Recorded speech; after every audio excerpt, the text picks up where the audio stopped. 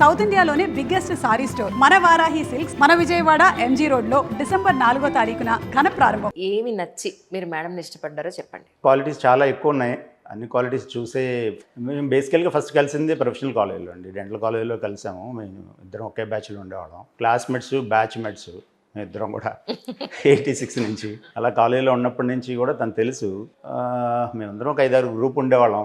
అందరూ కలిసి తిరుగుతూ ఉండేవాళ్ళం. కాకపోతే నేను ఎక్కువ నీళ్ళ వెనకాల వెళ్ళిపోతూ ఉండేవాడిని అంట. నాకు తెలియదు బేసికల్గా. చాలామంది చెప్పారు, నువ్వేంటి హాస్టల్ ఇక్కడ దాకా వచ్చి నాకు మేమందరం అటు వెళ్ళిపోతే నువ్వు లేడీస్ హాస్టల్ వెళ్తున్నావు, నీళ్ళ వెనకాల వెళ్ళిపోతున్నావు అనేవాళ్ళు. నిజానికి నాకు తెలియదు, అట్లా వెళ్ళిపోతూ ఉండేవాడిని అనుకుంటా. తర్వాత ఒకరోజు నీలిమ పిలిచి అడిగింది, ఏంటి నా వెనకాల వస్తున్నావు బద్దాకా అని. ప్రతిసారి నా వెనకాల కనపడుతున్నావు ఏంటంటే నా దగ్గర సమాధానం లేదు. నేను అలా కొయిట్గా ఉండిపోతే తర్వాత కొన్ని రోజుల తర్వాత ఏంటి నా వెనకాల వస్తున్నావు, పెళ్లి చేసుకునేంత ఉద్దేశం కూడా ఉందా నీకు అని అడిగింది. అప్పటికి నేను అంత కూడా ఆలోచించలేదు. సరే ఎనివే ఇద్దరం అలా ఫ్రెండ్స్ లాగా ఉండిపోయాం బీడీఎస్ అయిపోయేదాకా. సో బీడీఎస్ అయిపోయిన తర్వాత ఈ పెళ్లి ప్రపోజల్స్ వచ్చినప్పుడు నేను మా పేరెంట్స్కి తెలియజేశా. తర్వాత వాళ్ళు కొంచెం ఆలోచించి ఓకే చేసి తర్వాత పెళ్లి చేసుకోవడం జరిగింది. తర్వాత ఈ పెళ్లి చేసుకున్న తర్వాత కూడా యాక్చువల్గా తను చాలా హెల్ప్ చేసింది నాకు. చాలా తను లేకపోతే వాళ్ళు నేను లేను నిజానికి. ఇప్పుడు మామూలుగా నాకు జన్మనిచ్చిన పేరెంట్స్ అయితే తర్వాత రెండోసారి ప్రాణం ఇచ్చింది నీలిమానే. That's so nice sir. మీరు అసలు చాలా తక్కువ మందిని చూస్తూ ఉంటాం ఇలాగ. ఒప్పుకోరు అసలు యాక్చువల్లీ చెప్పాలంటే. అదే తను చేసిన దాని ముందు మనం నేను చేసింది చాలా నథింగ్ అండి. ఏముంది, నేను హస్బెండ్ లాగా ఉన్నాను అంతే. That's amazing really. కానీ సార్ మీకు 2 ఆడపిల్లలు కదా, అవును. ఫాదర్గా మీకు ఎప్పుడైనా అనిపించిందా ఒక్క అబ్బాయి ఉంటే బాగుండేది? నేను ఎప్పుడు అనుకోలేదండి, ఇంతవరకు అనుకోలేదు. మా ఫాదర్ అంటూ ఉండేవాడు, అబ్బాయి కావాలరా అబ్బాయిని కనాలి అంటే నేను అప్పుడే అనేవాడిని, ఏ అమ్మాయిలు అయితే ఏం తక్కువ అని, అమ్మాయిలు ఉంటే చాలు కదా అని. ఆయన లేదు అబ్బాయిలు ఉండాలి, మీకు తెలీదు, మీకు తెలిసే రోజులు వస్తాయి అన్నారు. కానీ మా 2 పిల్లలు నన్ను కొడుకుల కన్నా ఎక్కువగా చూసుకుంటారు. ఆ తర్వాత నాకు వచ్చిన 2 అల్లుళ్ళు కూడా నా కొడుకుల కన్నా ఎక్కువ. చాలా చాలా చాలా అది ఓపెన్గా చెప్పుకోవాల్సిన సీక్రెట్ కాదు. మేమిద్దరం కలిసే చదువుకున్నాం, కలిసే జర్నీ చేసాం, ఇద్దరం కలిసే పని చేసాం. ఏ రోజున ఒకళ్ళంటే ఒకళ్ళు బోర్ కొట్టడం, కొట్లాట్లు, మిస్అండర్స్టాండింగ్స్, అభిప్రాయ భేదాలు ఎప్పుడూ లేవు అని ఎలా సాధ్యమైందంటే ఏం చెప్తారు? ఇప్పుడు కొట్లాట్లు అంటే చిన్న చిన్న ఇతని అంటానే ఉంటుంది, నేను అంటానే ఉంటాను. అంటే బేసికల్గా తను చాలా సాఫ్ట్, తన కోపం రాదు. నేను చిన్నప్పటి నుంచి చాలా కోపం ఎక్కువ నాకు. ఓకే. చాలా చాలా కోపం, ఎమోషన్స్ 2 ఎక్కువే. సో ఆ కోపంతో చిన్నప్పుడే మా ఫాదర్ పిలిచి చెప్పేవాళ్ళు. నేను ఎప్పుడు చిన్నప్పుడు స్కూల్లో ఉన్నప్పుడు కూడా చాలా అగ్రెసివ్గా ఉండేవాడిని. తెలియదు నాకు, అది కొద్దిగా ఇన్హెరెంట్గా అట్లా ఉండిపోయింది నా బాడీలో. సో చిన్నప్పుడు స్కూల్లో ఏదో చిన్న ఇన్సిడెంట్ అయ్యి నేను క్లాస్ పీపుల్ లీడర్గా ఉండి ఒక స్టూడెంట్ అంటే ఆయన తప్పి 2-3 సార్లు అదే క్లాస్లో ఉన్నాడు. నాకన్నా వయసులో పెద్దాడు. నాకు 10 ఏళ్ళు ఉంటాయి, 12 ఏళ్ళు ఉంటే అతను ఒక 15 ఏళ్ళు ఉంటాయి. ఆ డిసిప్లిన్ ఏదో మెయింటైన్ చెప్పాడు. నాకు కోపం వచ్చింది, ఏదో లైన్లో నుంచోమంటే నుంచోలేదు. ఆ కోపంతో నేను అతని కింద పడేసి కొట్టేశా. నేను అప్పుడు పెద్ద ఇష్యూ అయింది స్కూల్లో కూడా.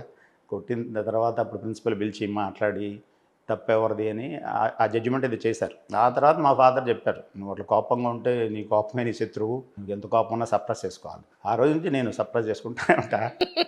మేబీ దాంతో నాకు కోపం ఎక్కువైపోద్దేమో అని నాకు అనిపించింది. దాంతో అసలు నాకు బీపీ కూడా పెరుగుతుందేమో, సప్రెస్ చేసుకుని ఎక్స్ప్రెస్ చేస్తే ఏ ప్రాబ్లం ఉండదు అనేది. సో అట్లా ఉండిపోయింది ఆ కోపాలు. కానీ ఇప్పుడు ఇంట్లో ఫ్యామిలీలో చిన్న చిన్న ఇష్యూస్ తప్పితే మాకు ఎప్పటికీ ఏమి కొట్లాట్లు గొడవలు అలాంటివి ఉండవు. ఎందుకంటే నేను తన మీద అగ్రెసివ్గా వెళ్ళాల్సిన అవసరం ఎప్పుడూ రాలేదు. తను చాలా ఓపిక్గా ఉంటుంది, పేషెన్స్ చాలా ఎక్కువ, ఎవరితో అయినా చాలా హెల్పింగ్ నేచరే తనకి ఎప్పుడు కూడా. ఎవరిని కాదనదో చేయదు. మా పేరెంట్స్తో కూడా కలిసి తను ఆల్మోస్ట్ ఒక మొన్నటిదాకా ఆల్మోస్ట్ 2010 ఇప్పుడు వరకు కూడా మా పేరెంట్స్ మాతోనే ఉంటారు. అందరం కలిసే ఉండేవాళ్ళం. ఏదో ఇన్ని సంవత్సరాల నుంచి అసలు ఒకే ఇంట్లో పేరెంట్స్ ఒక ఫ్యామిలీ అంటే బిగ్ ఫ్యామిలీ లాగా ఉంటాం చాలా అరుదైన విషయం. అట్లాగే మా పిల్లలు కూడా మాతో పాటే ఉండేవాళ్ళు మొన్నటిదాకా మ్యారేజ్ అయ్యే వరకు.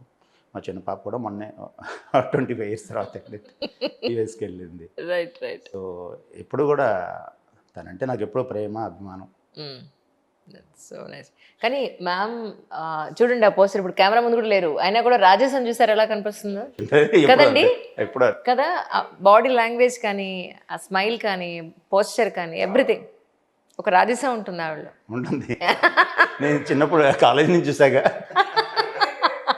అంత డిమాండింగ్ కమాండింగ్ లాగా ఉంటుంది. అంతే, సమస్య లేదు. అలాగా చాలామంది చూసి తనకి చాలా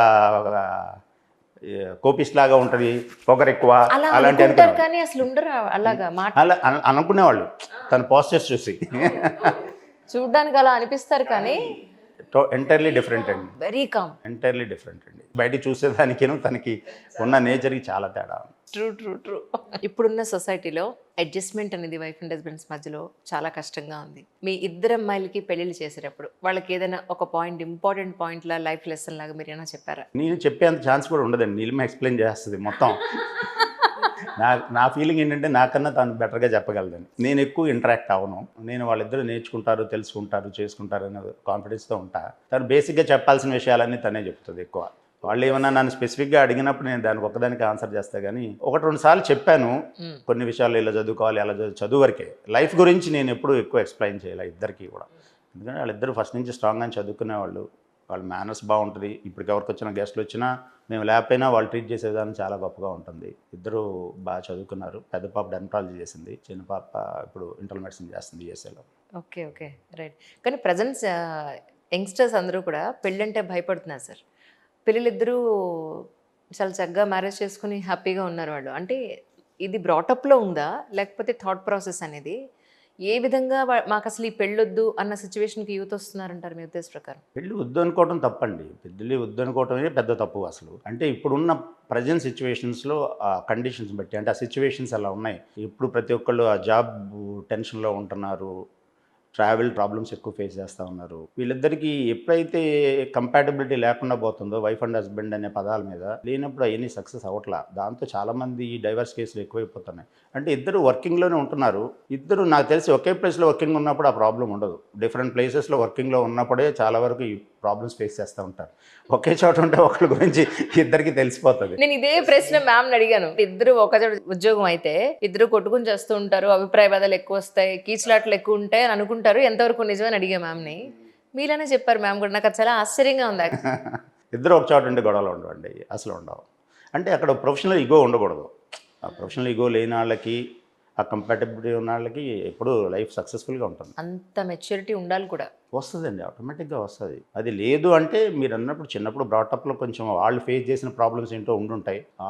ఆ ఇంపాక్ట్ బ్రెయిన్లో ఉండి దాని గురించి కూడా, అంటే ఇప్పుడు మదరు ఫాదరు గొడవలు పడి వాళ్ళు విడిపోయి వాళ్ళ పిల్లలు వచ్చారనుకోండి సొసైటీలో, అట్లాంటి కండిషన్స్లో ఒకసారి డెఫినెట్గా వాళ్ళ బ్రెయిన్ మీద ఇంపాక్ట్ ఉంటుంది కదా. వాళ్ళు బ్రాటప్లో తేడా ఉంటుంది, వాళ్ళు ఆలోచించే విధానం కూడా అట్లా ఉండొచ్చు, కానీ అది కరెక్ట్ కాదు. కరెక్ట్. కానీ మేడం, మీకు ఒక ఆర్గాన్ డొనేట్ చేసినప్పుడు మీ మనసులో ఉన్న ఫీలింగ్ ఏంటి సార్? వన్స్ అంతా అయిన తర్వాత లేదా చేయడానికి ముందు కానీ what was your inner feeling ఆ రోజు? 20 ఏళ్ల క్రితందే అయినా నేను అడగడానికి ఒక రీజన్ ఉంది, చెప్తాను. మీ ఆన్సర్ తర్వాత నేను చెప్తాను. నా ఫీలింగ్ యాక్చువల్గా నేను నిజానికి ఆ ప్రాబ్లం నాకు కొంచెం స్టార్ట్ అయ్యింది ఒక 4-5 ఇయర్స్ ముందే. అది అట్లా ప్రోగ్రెస్ అవుద్దని తెలియదు. యాక్చువల్గా అప్పుడు టెస్ట్లు అన్నీ చేసిన తర్వాత అంతా నార్మల్గానే ఉంది. మేబీ ఇట్స్ రెగ్యులర్ వచ్చే హైపర్ టెన్షన్ లాంటిదని చెప్పారు. మెడికేషన్ ఏది ఇచ్చారు, నేను కంటిన్యూ చేస్తున్నా. బట్ అప్పుడు ప్రొఫెషనల్ లైఫ్లో ఉన్నాం, చాలా బిజీగా ఉన్నాం, కాలేజీలకి అటాచ్ అయ్యి ఉన్నాం, ట్రావెల్ చేయటం, క్లినిక్స్ చూసుకోవటం, ఇలాంటివన్నీ బిజీలో ఉండేవాళ్ళం. అప్పుడు నేను పెద్ద ఫీల్ అవ్వలేదు, కానీ స్లోగా నా ప్రాబ్లం నాకు తెలియలేదు. కొద్దిగా అప్పుడప్పుడు లాంగ్ జర్నీలు చేసినప్పుడు mile swellings in the legs అలా వచ్చి ఉండేవి. సో అది తర్వాత ఆ రోజు కూడా నేను రియల్గా టెస్ట్ చేయించుకున్న రోజు కూడా నేను 4-5 కిలోమీటర్లు వాక్ చేసి మార్నింగ్ బ్లడ్ టెస్ట్ ఇచ్చాను, ఆ తర్వాత వాక్ చేశాను, ఆ తర్వాత రిపోర్ట్ తెచ్చుకుంటే బ్యాడ్గా ఉంది. సో ఆ రోజు ఇంకా ఎమ్మటే మేము తెలిసిన ఫిజిషియన్ అపోలోకి వెళ్ళాం. ఆయన చూసి ఎమ్మటే నెఫ్రాలజిస్ట్కి రెఫర్ చేసి, నెఫ్రాలజిస్ట్ చూసి అది sudden shock, same day I have to undergo dialysis, time లేదు, నువ్వు ఇమీడియట్గా స్టార్ట్ చేయాలని చెప్పి. ఓవర్ నైట్ ఎవరికి తెలియదు, పేరెంట్స్కి తెలియదు, తను ఒక్కటే ఉంది. నేను ఇంకా టైం తీసుకుంటా అని చెప్పాను. ఆయన ఒప్పుకోవాలి నెఫ్రాలజిస్ట్, ఎందుకంటే అది మళ్ళీ ఏమైనా పొటాషియం లెవెల్స్ పెరిగితే సడన్గా డేంజర్ అవుతుంది, వెళ్ళే పనే లేదు ఇంటికి, నువ్వు ఇప్పుడే స్టార్ట్ చేసుకోవాలి. ఆ నైట్గా అప్పటికప్పుడే స్టార్ట్ చేశారు, మేము ఇద్దరం ఎవరికి చెప్పలేదు, అక్కడే స్టార్ట్ అయిపోయింది. ఆ నైట్ అంతా కూడా చాలా ప్రాబ్లమాటిక్గా ఉండేది నాకు. అంటే అప్పుడు డయాలసిస్ సిస్టమ్స్ వేరు, టోటల్ బాడీ ఇంబ్యాలెన్స్ వచ్చేసి చాలా ఇబ్బంది పడ్డాను. ఇక ఆ తర్వాత తప్పదు, సర్జరీ ప్లాన్ చేసుకోవాలని చెప్పారు. అది మరి దేవుడిచ్చిన వరం ఏంటో మనకు తెలీదు. 6-20 అంతకుముందు నేను అప్పటికి పెళ్లి చేసుకుని హార్డ్లీ 12-13 ఇయర్స్ అంతే. పిల్లలిద్దరూ చిన్నపిల్లలు. సో ఆ టైంలో చాలామంది వచ్చారు, కానీ అందరూ వెనక్కి వెళ్ళిపోయారు. చివరిలో తనే టెస్ట్ చేయించుకుంది, నా హస్బెండ్కి వస్తుందా అని. ఇద్దరిది మ్యాచ్ అయింది. దాంతో ఇమీడియట్గా సర్జరీ చేయించారు. కానీ తను డొనేట్ చేస్తున్నాను విషయం నాకు చివరి నిమిషం దాకా తెలియదు. యాక్చువల్లీ మీకు ఇప్పుడు చెప్తున్నాను మీకు, మేడంది ఫస్ట్ వచ్చారు మేడము. మేడం ఇంటర్వ్యూ అయిపోయిన తర్వాత అరగంటకి సార్ వచ్చారు. మేడం ఏం చెప్పారు నీకు తెలీదు. That the same answer what they said, exactly ఇదే విషయం. ట్రూ. నాకు తెలియదు చాలా వరకు, చివరి దాకా తెలియదు. చివరి డే తెలిసింది ఇచ్చేప్పుడు. ఇద్దరిని ఒకే రోజు హాస్పిటల్కి తీసుకెళ్ళిన తర్వాత తను ఇస్తుందని తెలిసింది. ఈ చివరిలేండి ఆల్మోస్ట్ ఓటీ దగ్గర తెలిసింది నాకు తను డొనేట్ చేస్తుందని. ఇంకప్పుడు నాకేం ఫీలింగ్స్లో కళ్ళ నీళ్ళు వచ్చినాయి అంతే. అంటే ఒకటి, ఇన్నాళ్ళ మీ ప్రాక్టీస్ ఈ జర్నీలో మీకంటూ మీ పేషెంట్ సపరేట్గా ఉంటారు, మేడం కంటూ మేడం పేషెంట్ సపరేట్గా కంబైన్గా ఉండే అవకాశం కూడా ఉంది. ఒకే పేషెంట్కి మీ ఇద్దరు ట్రీట్మెంట్ ఇవ్వాల్సిన అవసరం కూడా ఉండొచ్చు మోస్ట్ ప్రాబ్లీ.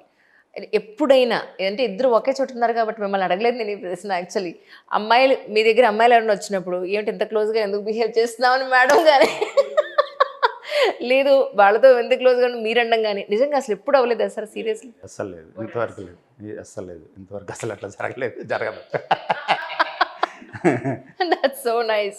ఓకే, ఇన్నాళ్ళ మీ కెరియర్లో sir which is most typical patient లేదా ఆ సిచ్యువేషన్ని మీరు డీల్ చేయడం చాలా కష్టమైన సందర్భం ఏదైనా ఉందండి? ఒకే ఒక కండిషన్ అండి, నేను 40-30 ఏళ్ళ ప్రాక్టీస్లో ఎప్పుడూ ఏమీ నేను ఫేస్ చేసిన టఫ్ కేసెస్ ఏమీ లేవు. నేను అన్ని కంఫర్టబుల్గానే చేయగలిగాను. అంటే నేను ముందు చేసేప్పుడు SS planning, correct treatment assessment చేసిన తర్వాతే చేసేవాడిని. సో అన్నీ ప్రాపర్గానే జరిగాయి. మేమిద్దరం ఫేస్ చేసిన ఒకే ఒక కండిషన్, ఒక రోజు ఒక పేషెంట్కి ఎక్స్ట్రాక్షన్ కోసం మేడం ఇంజెక్షన్ ఇచ్చి టూత్ ఎక్స్ట్రాక్షన్ చేయబోయారు. అప్పటికి ఆ పేషెంట్ సడన్గా కొలాప్స్ అయిపోయాడు చైర్లో. విత్ ఇన్ సెకండ్స్ సడన్గా కొలాప్స్ అయిపోయాడు, బ్యాక్ పడిపోయాడు. సో ఆ సిచ్యువేషన్ ఫేస్ చేయడానికి మేము కొద్దిగా ఇబ్బంది పడ్డాం. సో అది మళ్ళీ మేడం ఏమంటే రెసిస్టిగేట్ చేసి తను బతికిచ్చారు. ఏమంటే విత్ ఇన్ మినిట్స్, ఒక 10 minutesలో తను మళ్ళీ లేచిపోయాడు. అలాంటిది ఒకటే టఫ్ కేసు మేము చూసింది. ఎందుకంటే నేను గురువారెడ్డి గారిని ఇంటర్వ్యూ చేసినప్పుడు సార్ ఫస్ట్ ఇంటర్వ్యూలో మోకాళ్ళ సర్జరీ అప్పుడు వాళ్ళు సర్జరీకి జరిగే ప్రొసీజర్లో తెలియకుండానే అన్ఫార్చునేట్లీ బ్లడ్ క్లాట్ అయ్యి ఆ క్లాట్ బ్రెయిన్ వరకు వెళ్ళి అయిందనే కొన్ని సిచ్యువేషన్స్ ఉంటాయని చెప్పని ఎక్స్ప్లెయిన్ చేశారు నాకు. అందుకని మిమ్మల్ని అడిగాను అనమాట. సో అప్పుడు ఏమై ఉంటుంది సార్ అలా జరిగినప్పుడు? What was the exact condition ఏంటి తన హెల్త్? యూజువల్గా ఇలాంటి మేము ఎనస్థీషియా ఇస్తాం కదండి, మేము ఇచ్చేదంతా లోకల్ ఎనస్థీషియా. ఆ లోకల్ ఎనస్థీషియా ఇచ్చినప్పుడు కొంతమంది టెన్స్ పేషెంట్లు ఉంటారు. వాళ్ళకి ఎంతసేపటికి సింకోపులు ఎక్కువగా వస్తూ ఉంటాయి. అంటే ఆక్సిజన్ సప్లై టు బ్రెయిన్ తగ్గిపోతూ ఉంటుంది. మోర్ యాంగ్జియస్గా ఉంటారు, నాకు ఏదో జరిగిపోతుంది అనుకుంటూ ఉంటారు. అలాంటి కండిషన్లో ఒక్కసారి వాళ్ళు బ్రీత్ చేయడం కూడా ఆపేస్తుంటారు మేము ఇంజెక్షన్ ఇచ్చేటప్పుడు. లాంగ్ టైం మేము ఇంజెక్షన్ ఇచ్చినా కూడా హోల్డ్ చేసి ఉంచుతారు కదా, ఇలా సో బ్రీతింగ్ ప్రాసెస్ కూడా ఆగిపోతూ ఉంటుంది. ఆ టెన్షన్లో ఆ షాక్లోకి వెళ్ళిపోతారు వాళ్ళు. ఒకసారి ఆ షాక్లోంచి రికవర్ చేయడం అనేది చాలా కష్టంగా ఉంటుంది. దానిలో రకరకాల షాక్లు ఉంటాయి. అలాంటి కండిషన్స్లో మేము కాంపిటెంట్గా లేకపోతే చాలా, ఎందుకంటే మాకు పెద్ద ఎక్కువ సపోర్ట్ ఏమి ఉండదు, కార్డియక్ సపోర్ట్స్ మా క్లినిక్స్లో. బేసిక్గా ఉండాల్సిన ఆక్సిజన్ ఇలాంటి లిమిటెడ్ ఫెసిలిటీస్ ఉంటాయి తప్పితే ఆ రిసస్టిగేషన్ అనే టెక్నిక్ తెలియనప్పుడు మనం పేషెంట్ మేనేజ్ చేయలేం. అలాంటి కండిషన్లో అతను లెగుస్తాడు, లేకపోతే మనం ఏం చేయలేం. అది మన ఒకసారి ఇచ్చే ఇంజెక్షన్ రియాక్షన్ జరగవచ్చు, లేకపోతే ఆ పేషెంట్ టెన్షన్లో ఉండటం మూలంగా, యాంగ్జైటీలో ఉండటం మూలంగా ఇలాంటి కండిషన్స్ ఒకసారి ఫేస్ చేయాల్సి వస్తుంది. కామన్గా జరుగుతూ ఉంటాయి ఒకసారి క్లినిక్స్లో కూడా. ట్రూ. దానికి మినిమం బ్యాకప్ అయి ఉంటుంది, కానీ మా దగ్గర అంత 100% లైఫ్ సపోర్టింగ్ మొత్తం ఉండదు. అది కొంచెం బేసిక్ ప్రాబ్లం డెంటల్ క్లినిక్స్లో. అదొక్కటే కండిషన్ ఫేస్ చేసింది. లక్కీగా ఈ సర్వైవ్. ఎనీ ప్రొఫెషన్లో అలాంటి కండిషన్స్ డెఫినెట్గా ఉంటాయి sir. It's quite common. Risk ఉంటుంది. True true. యూజువల్గా మేము చేసే ప్రొసీజర్స్లో రిస్క్ తక్కువే. అంటే మేమంతా రీప్లేస్మెంట్ సెక్షన్లో ఉంటాం కదా, యూజువల్గా ఈ రిస్క్లన్నీ ఎక్కువ సర్జికల్గా ఫేస్ చేసేటప్పుడు ఎక్కువగా ఉంటాయి. ఇప్పుడు మాదేమన్నా ఇన్ కేస్ ప్రొసీజర్ ఏమైనా రాంగ్ అయ్యి పేషెంట్ ఈజ్ నాట్ సాటిస్ఫైడ్ అంటే we can repeat the procedure. అది పెద్ద ప్రాబ్లం ఏం కాదు. కొన్ని సర్జికల్గా ఇలాంటి ఎమర్జెన్సీస్ వచ్చినప్పుడు మేనేజ్మెంట్ అనేది చాలా ఇంపార్టెంట్. మేము మా 40 years, 35 years, 33 years ప్రాక్టీస్లో ఒకటేసారి ఒకే కండిషన్ ఫేస్ చేసాం. ఆ తర్వాత అది కార్డియాలజిస్ట్ గారితో ఒకరితో మాట్లాడితే మీరు చాలా లక్కీ సర్వైవ్ చేయగలిగారు, పేషెంట్ ఈజ్ లక్కీ అన్నారు. తర్వాత కంఫర్టబుల్గా ఉన్నాడు పేషెంట్ అన్నమాట. ఈ ప్రశ్నతో ముగిస్తాను సార్. మీరిద్దరూ చక్కగా ఇంత అన్యోన్యంగా ఇంత లైఫ్ని హ్యాపీగా లీడ్ చేస్తున్నారు కదా, దానికి ప్రస్తుతం ఉన్న జనరేషన్లో ఎవరైతే న్యూలీ మ్యారీడ్ కపుల్ ఉంటారో లేదా పెళ్లి చేసుకోవాలని అనుకుంటారో వాళ్ళకి కొన్ని ఇంపార్టెంట్ పాయింట్స్ అంటే ఏం చెప్తారు? పెళ్ళి అనేది తప్పదండి, లైఫ్లో పెళ్ళి అనేది చేసుకోవాలి. తర్వాత పెళ్లి చేసుకున్న తర్వాత ఇద్దరి మధ్యలో కంపాటిబిలిటీ ఉండాలి, ఈగోస్ ఉండకూడదు. నువ్వు పెద్ద నేను చిన్న అనేది కాదు. వైఫ్ అండ్ హస్బెండ్ అంటే ఇద్దరు ఈక్వల్ లైన్సే, ఇద్దరు ప్యారలల్ లైన్సే. ఇద్దరు ప్యారలల్గా నడిచినప్పుడే, ప్యారలల్గా మూవ్ అయినప్పుడే లైఫ్ సక్సెస్ఫుల్గా ఉంటుంది. ఎప్పుడైతే వాళ్ళు డీవియేట్ అయిపోతారో, ఎప్పుడైతే ఆ రెండు దగ్గర దూరంగా వెళ్ళిపోతాయో లైఫ్ పాడైపోతుంది. వాళ్ళని చూసే వాళ్ళ పిల్లలు, ఆ పిల్లల బ్రాటప్, ఆ పిల్లల నుంచి మళ్ళీ వచ్చే సమాజం అన్నీ వరుసగా ఇంపాక్ట్ అయిపోతుంటాయి. ఫ్యామిలీ నుంచి ఒక బిగ్ ఫ్యామిలీ ఉన్నప్పుడు ఎట్లా మెయింటైన్ చేశారో ఇప్పుడు స్మాల్ ఫ్యామిలీస్ వచ్చినాయి. స్మాల్ ఫ్యామిలీలో ఉండేది వైఫ్ అండ్ హస్బెండ్. వాళ్ళిద్దరికి ప్రొఫెషనల్ ఈగోస్ ఏమీ లేకుండా కంఫర్టబుల్గా లైఫ్ లీడ్ చేసుకొని ఇద్దరు ప్రొఫెషనల్స్ అయినా తప్పే ఉంది. ఎవరి ఇన్కమ్ వాళ్ళకు ఉంటుంది, ఫ్యామిలీ కలిసే ఉంటుంది, పిల్లలు బ్రాటప్ చదువు అవన్నీ ప్రాపర్గా చూసుకోగలిగితే లైఫ్లో అసలు ఎప్పుడు ఇబ్బంది ఉండదు. ఎప్పుడైతే ఈగో స్టార్ట్ అవుతుందో, కోపం స్టార్ట్ అవుతుందో, కాంప్రమైజ్ ఉండదో అలాంటి కండిషన్స్లో డెఫినెట్గా ఫెయిల్ అవుతూ ఉంటాయి. సో ఇంపార్టెంట్ కంపాటబిలిటీ అది పెట్టుకోవాలి, ఈగో లేకుండా ఉండాలి.